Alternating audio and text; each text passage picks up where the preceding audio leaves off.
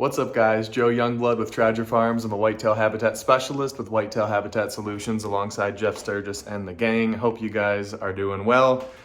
I know you're probably sick of seeing my suburbia lifestyle here. It's been 7 days since I've been to the farm. Looking forward to getting back out there this weekend, I think Sunday, so a few more days for sure. But I don't like going too long without checking in with you guys, let you know what I'm doing, what I'm thinking. So I hope that helps. This weekend, going to be getting that rye down. I need to fix a redneck. I had a leg get hit. Good buddy was helping me with a leg, but accidentally nicked a piece of it, and redneck was awesome. They sent me new pieces very quickly, so I'm going to see if he can help me kind of lift it since I don't have a tractor, and get the new leg on and then kind of scoot it back towards a wood pile. So I'll show you guys that when we get there. But get the rye down, and really, guys, we'll be rocking and rolling. I'll tell you, for getting into later in September now, this is the best, daylight movement that I've seen getting really close to the season. Usually kind of have a lull and then a lot of deer come back during the rut just because I've never been the thickest property. And I know I talk about it quite a bit with you guys because I had a lot of farm fields that I've been reclaiming and I've been showing you that, but it is fully improving year after year, it's amazing. It's amazing to see how it works. Getting good trail cam pics right now, which typically, like if you guys remember Ringo, I had 3-year history with. We haven't seen him this year, which is kind of a bummer, but he would have been a monster of a deer. With 3 years history, he would have been at least 5.5 plus years old. But anyway, he would often disappear late August, potentially make an appearance later, a lot of nocturnal stuff.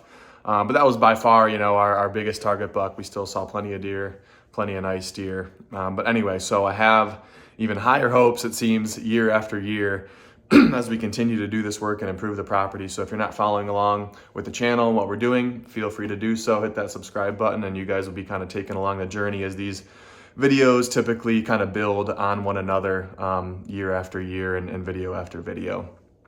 So being that we're not going to get to the farm until Sunday, which I will have a surprise at the end of this video that I'm going to throw in to show you what's going on at the farm right now other than the habitat stuff. I've mentioned a surprise or two, and so finally I want to lead you guys into that, and then I'll have another one later, but can't quite get to it. But still very excited. I want to get your input.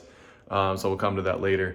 In the meantime, I'm going to be doing some simple things. I bought this knife sharpener. I've never used it. Actually, never even opened the box.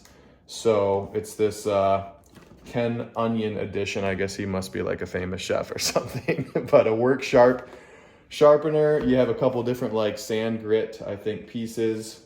And you can change the angle a lot. And a year or so ago, I bought this nice meat eater Benchmade like butchering knife, and I've definitely learned over the years that there are good knives, and even the knife you guys might have seen that Jeff gave me last year, which is really nice with that little logo, and knives like this where there's a big difference between okay knives and these quality knives, and you definitely don't want to go too long without giving them a good sharpening. So I'm going to work on that, using this for the first time, kind of learning it. These blades have certain angles to them, 15 degree, 30 degrees. So I want to try and keep those angles. Some have a little more flexibility than others.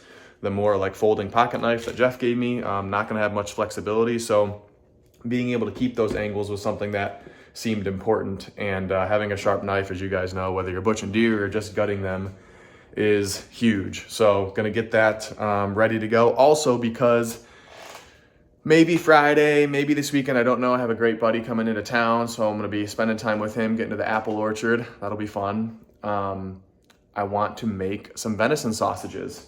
I never really did this before, but I have a good amount of ground meat and need to find some shoes.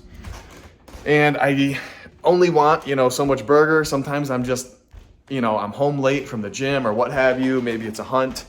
I want something nice to eat that I know is going to be healthy for me. Add in some good carbs with that protein. We all know venison is fairly lean, so being able to put in the pork fat with the sausage, or if I'm just cooking up steaks, and have a nice, brown rice, quinoa salad, something like that to add a carb factor, and something for fats like guacamole, or maybe cooking it in coconut oil or something like that is a great way to hit all 3 macronutrients.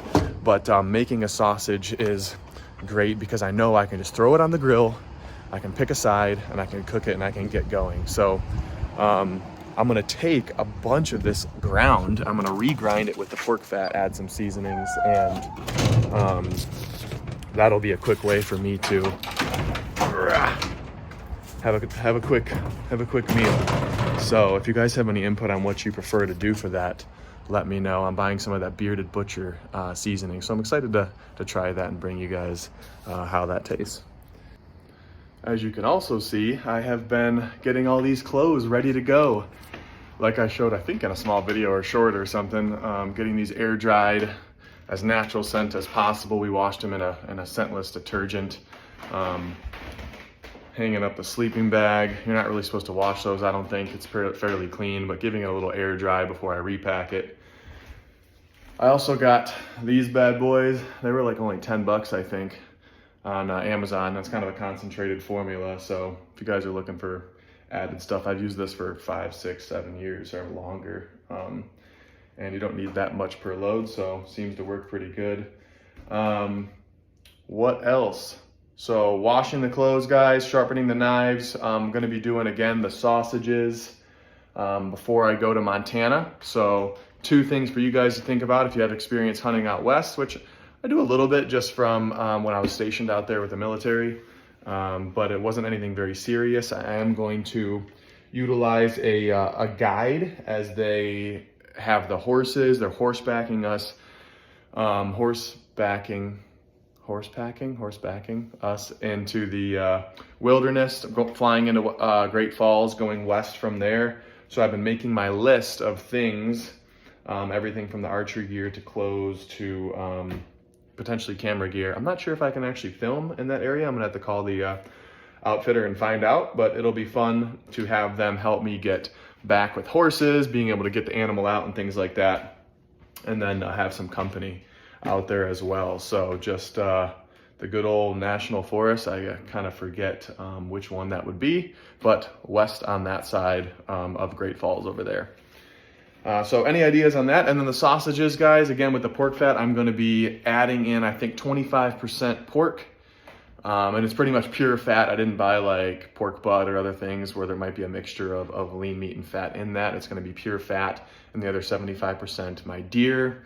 Going to put that ground to work. Anything else that I want to regrind, add the seasonings and get that going. I have a Weston grinder, and then maybe I'll do a little video of that process, what I did and how it turned out and how those seasonings were, in case that interests you guys to do yourself, or potentially you're in the same boat. You have a bunch of leftover meat.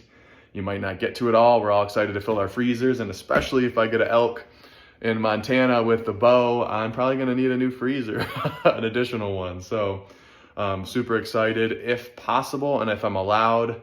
I don't know what I'll be able to carry just by myself. I won't have a camera guy, but we'll try and get some filming and some different stuff out there if you guys are interested in that. So season will be here before you know it. Next time I see you, I will be at the farm having some fun. See you next time.